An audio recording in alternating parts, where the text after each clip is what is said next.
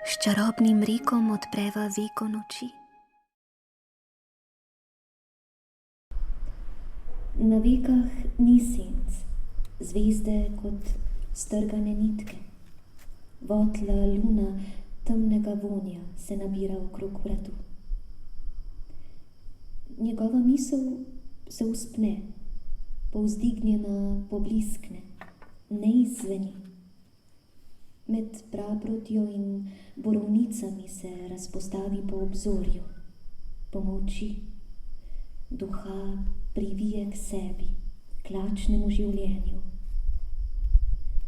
Nočni ribič začuti, kako vrvica brni v vodi. Pritajeni veter hrebeni po obetu. Objel ju bo okrog pasu. Z nami, cenjene dame, spoštovani gospodje, Ivo Svetina.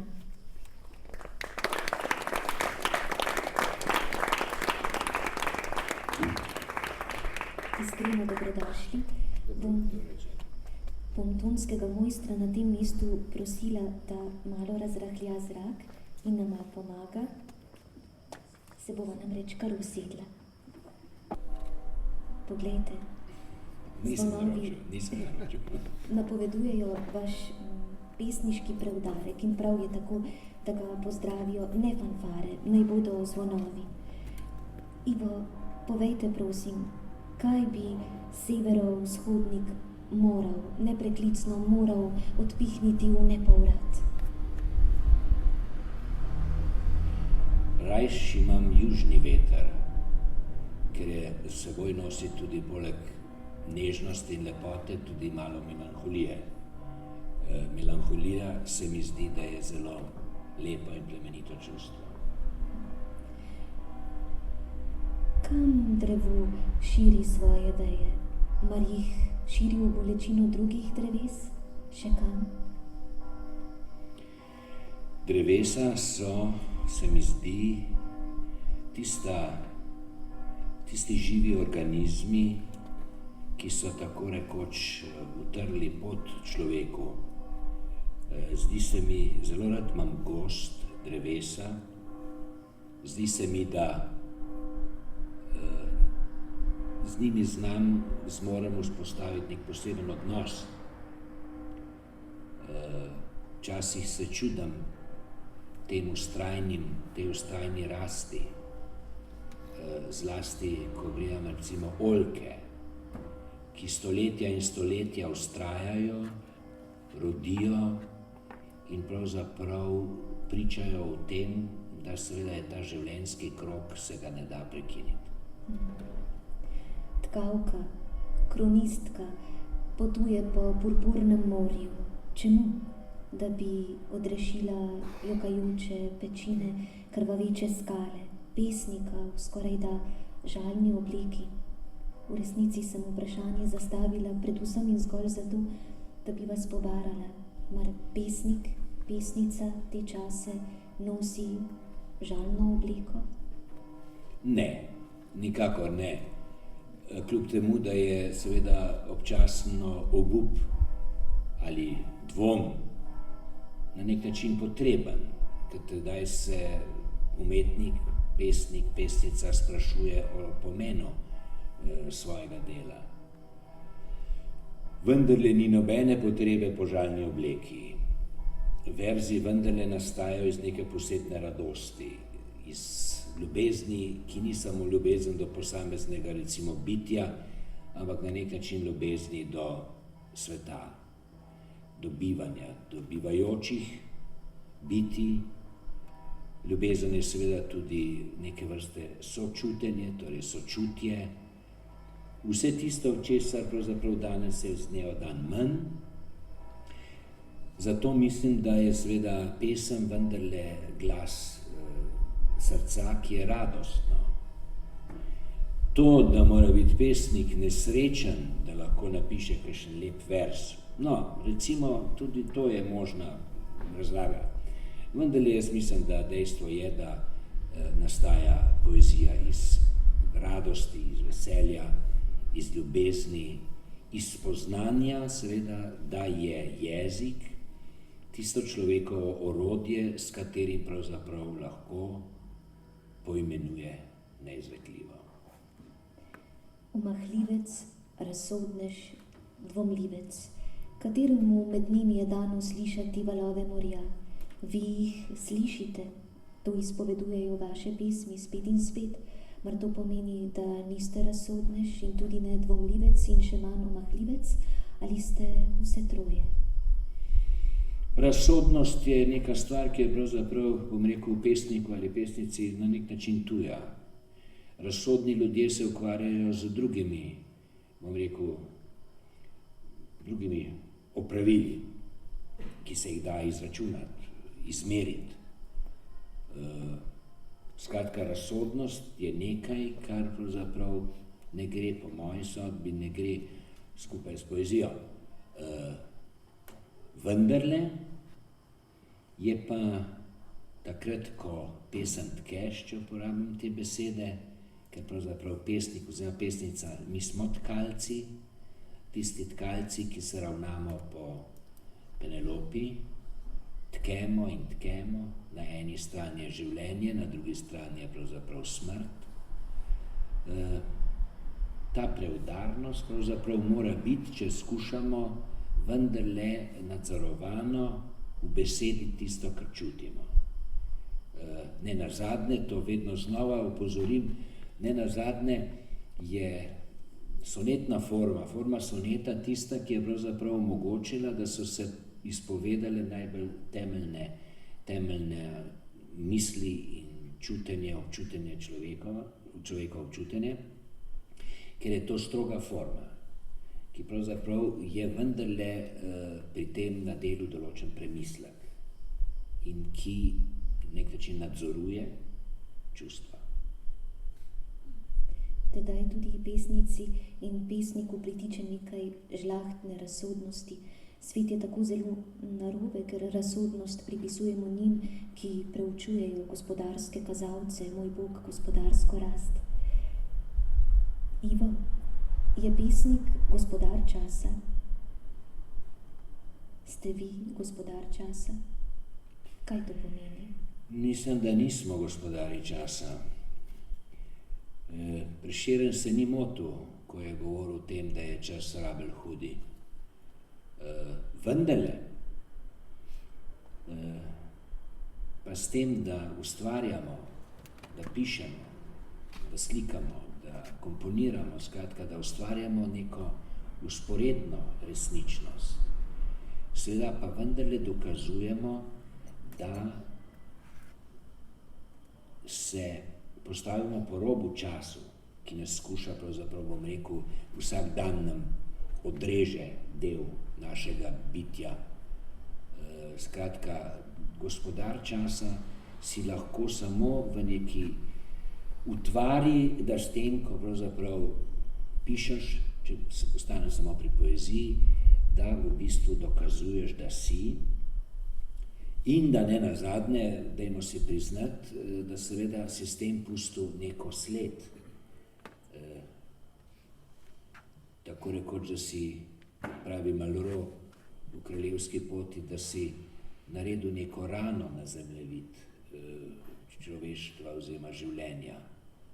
Skratka, pisanje, ustvarjanje, pisanje poezije, literature je vendarle skuša dokazati, da je človek, čeprav je človek samo zaradi tega, ker je umrljivo bitje, vendarle pa skuša z pisanjem dokazati, da razume svojo kratkost svojega življenja in da seveda je nekje v ozadju vendarle, če malo tako rečem, patetično želja po večnosti. Andrej Detela, izumitelj, fizik, pesnik, esejist, bi nemara porekel, če izbereva isto smer časa, bova ljubezen. Pa sklenemo najbrž izbrati isto smer časa. Naj bo ljubezen, naj bo poezija z Ivom Svetino. Beseda je vaša. Hvala lepa.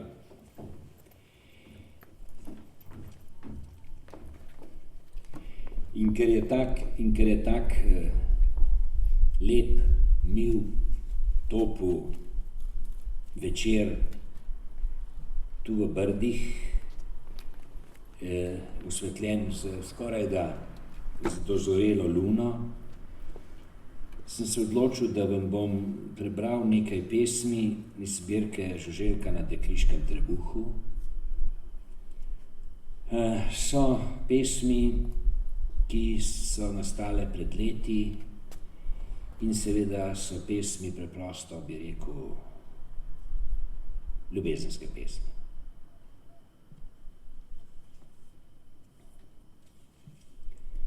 Do konca travnika, do roba jasnine in onkraj nje še v drob temine vesoljne, nič ne pomaga, saj jaz ne morem nikamor, le v bazenu poležavam, sin in oče, in azur me vleče k sebi, da tonem v hlad, pri katerega švigajo zlate sence, krila ptičev in zagorel hrbet tuje kopalke. Čakam, ležim, pijem, preberem mojstrov stih in že mislim, da prihaja, da končno po vseh dolgih pustih letih pride trenutek avgusta, ko vsakdo le še svoj jezik žveči, ga nežno ubija s požirkom enim, 100 in si domišljam, le jaz slišim, kako se odpirajo nebo, gora, zemlja. A je le okno v 3. nadstropju in se prikaže predmet mojega poželenja, če tudi ženska ali drhteča snov, meso in znoj, toplota in von, ki ga je dlan ravnokar nahranila s kokosom, nato še koža in stegna težka, prepredana z modrimi sledmi, popraskana s kremplji in polizana s smrdečimi gobci. Ta ideal lahko živi brez pesmi.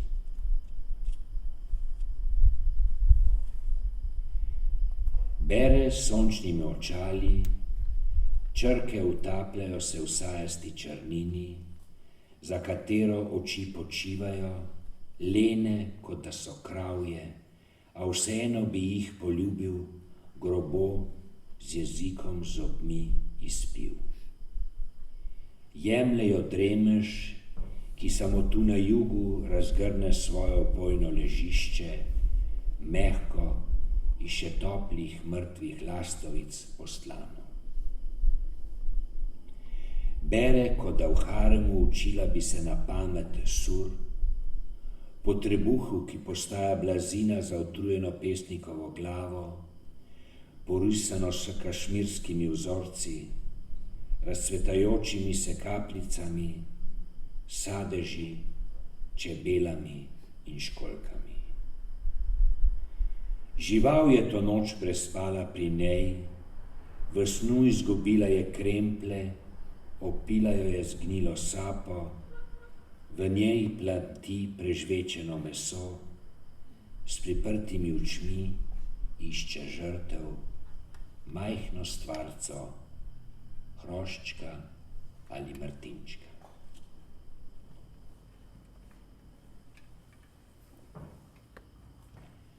Popoldan ob bazenu, ko že spil sem sladki janaš in vedel, da mu več ne utečem, si me iskala z nežnostjo, zavezano krog bokov, v spuščajočem se soncu skoraj bakrenih, da se lahko merijo z mačico, ki legla je na tvojo brisačo, modro morje tik neba in si poliže svilnato dlako, vroče tačke in se, zazrta nekam globoko vase, prepusti moji bližini, ki izbrala jo je za gospodarico.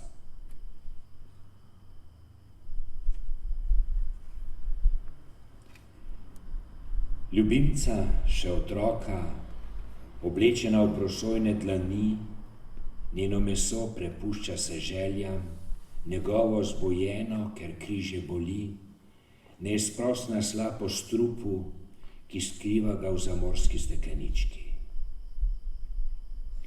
Ljubimca, še otroka, posuta sončevimi prahom, popikana z žuželkami, ki umrle so od njune sladkosti, vazi 2, prepolni olja s kapljicami izginjajočega na njenih ustnicah, mesnatih, kot na podobi majevskega svečenika, sanjave sestre vrtničinih listov. Ljubimca, še otroka, a v njej je že prostor zanj, ki bo njegova hrana, ko v zavetju vetra vanjo gre, usločenega hrbta, rosnih ramen, na katera sedlo je vsega vajeno nebo.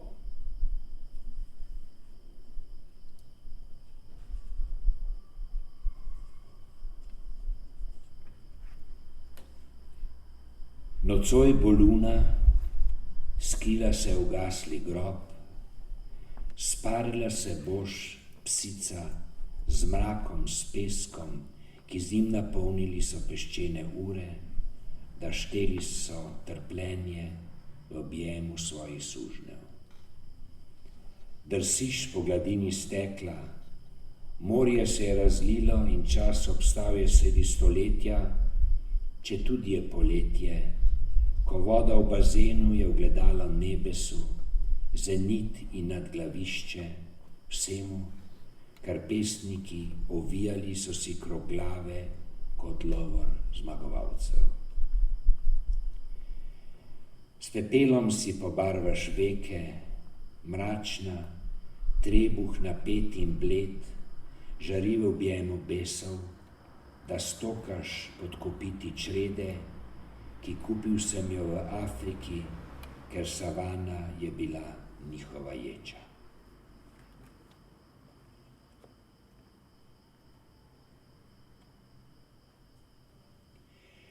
V naročju umazanega umivalnika plazijo se kače tvojih mrtvih las, tanki kot dlačice potepuške mačke, stanjen bakar, da v srce mogel bi prodreti, ne da bi prebudil kri. Sam v vzhodni sobi, z oknom strmečim v hrbet gore, na kateri so se menihi pobarvali z apnom, brade in petje solz, privide globino in modrino mladosti. Česal sem te v hipu pohote, v urah obupa.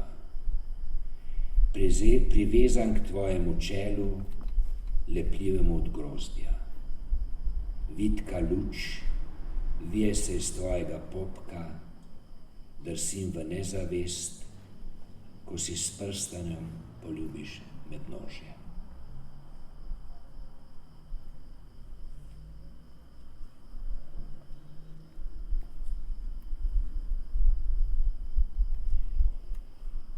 V sebi moram narediti prostor zate, nežen, da vrabec in mačji mladič bi se v njem lahko spočila.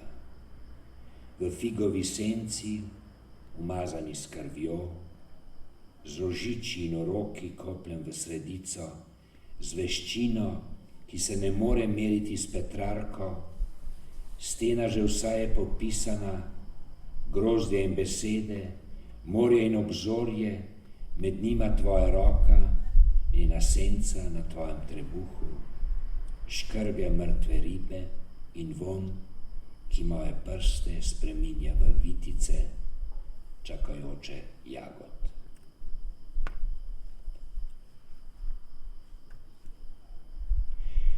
Zapel sem pesmico o Janežu, četudi bi jo moral posvetiti bakru, saj okras tvoje glave je, da s prsti drsim skozi goreče bilke, nežno prilizujoč se mojim nohtom.